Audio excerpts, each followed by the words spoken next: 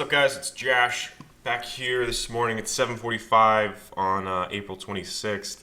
SPYs are flat, if not a little down this morning. I wanted to run through some of the gappers and the gap ups and the gap downs. So far, we have nothing on our list for gap downs this morning. I keep a very tight criteria. I like to search for price action with more than 500,000 shares traded pre-market and down, 6, 7, 8, 9, 10%. To the upside, Twitter is the only stock that we have populating in our search right now. Not entirely sure the news, probably some sort of earnings, if not a squeeze. But let's pull that one up. Let's jump into Twitter. So Twitter has just been this will be a story you tell your children about one day. The fact that this was one of the most used social media sites, but they couldn't figure out how to make money, so investors kept shorting the stock and sending it lower and lower and lower. But we're finally getting a pop here this morning. I think we're trading closer to 16. Yeah, we're trading closer to 16. So we're getting a nice significant gap around this area here.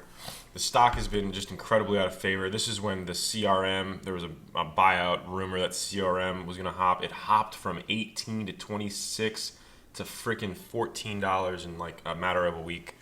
So that was a pretty incredible move. Let's zoom out on Twitter here on the monthly chart, and you can really get a feel for just how horribly this stock has performed.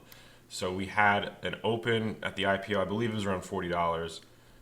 The actual initial price was different, but this was the actual first market price. But yeah, we had a rally from 40 to basically what, $80, $75, and then just straight down to 15. This is very similar to GoPro as well, but I won't jump into that now. I had a buddy ask me about Chipotle, so let's pull that up. I'm looking at the weekly chart right now. So if you just run a fib extension from the low of the financial crisis all the way up to the high, before I believe it was the Listeria outbreak, that might have been a few years later, but I believe it was in 2012, 2013. But if you run that regression, you can kind of see how the fibs play to the upside, and it's actually been holding pretty well. It's been dangling around the 38 line, the 50, the 61, and I guess the next shot is close to the 76. So, near term, I'm not too sure how the stock performs. The stock markets are at almost an all-time high. We've been up like, 500-600 points in the last couple of days. So I just can't see us continuing that ridiculous run. If you kind of zoom out here on the daily, you can really see the range that it's been in. This is obviously one of those cult stocks, though. Big time. For God's sakes, they had a Listeria outbreak, and there were still lines at every Chipotle in New York City. So this is definitely a stock to hold on to. This is definitely a bag winner. This isn't something you want to be afraid of or let go of. Let's pull up the SPYs. Just run through those real quick. So for those of you who've been paying attention, just look at this gap that we have here in the SPYs. We have that little doji right there, a gap, and then a gap below the doji. We've run almost, 400 points, something like that on the Dow. I just can't see this thing cracking all-time highs today. Maybe that's what Trump's plan is, to maybe get some tax initiatives, some tax news out to see if that stimulates the markets. I can definitely see a case where his 15% corporate tax rate sends the markets over their all-time highs.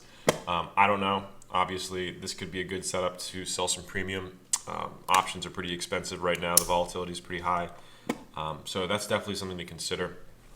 But I'll keep you posted throughout the day. Let's see if we have any more updates on the scanners. Looks like Twitter is the only thing that's really moving. I don't expect too much of a big market move today. I'd imagine we chop sideways for a little bit, just trying to correct and maybe make back some of those, or some of the gains that we give back, some of the gains that we've seen over the last couple of days. Sit on your hands, wait for opportunities. Don't jump into a market that you're not too sure of. Before I go, though, let's pull up the euro over the dollar. And I always forget how to pull it up on TradingView. It's just Euro USD. So yeah, we could see that we were kind of still trading range bound on that gap that we had from Sunday to Monday over the Le Pen victory. The weekly, you can kind of see how this is just above a near-term trend higher. So it's not necessarily a trade-breaking move, but it's definitely something to keep an eye on. You obviously don't want to be short the euro if this thing goes back into the tens. So from there, if you guys really like what you see, if you like the analysis that I provide, Why don't you like, comment, subscribe? That'd be great. I'm going to be trying to do one of these videos every morning and every afternoon before the bell and after the bell. So if there's any suggestions, feel free to comment. But thanks for showing some love. Later.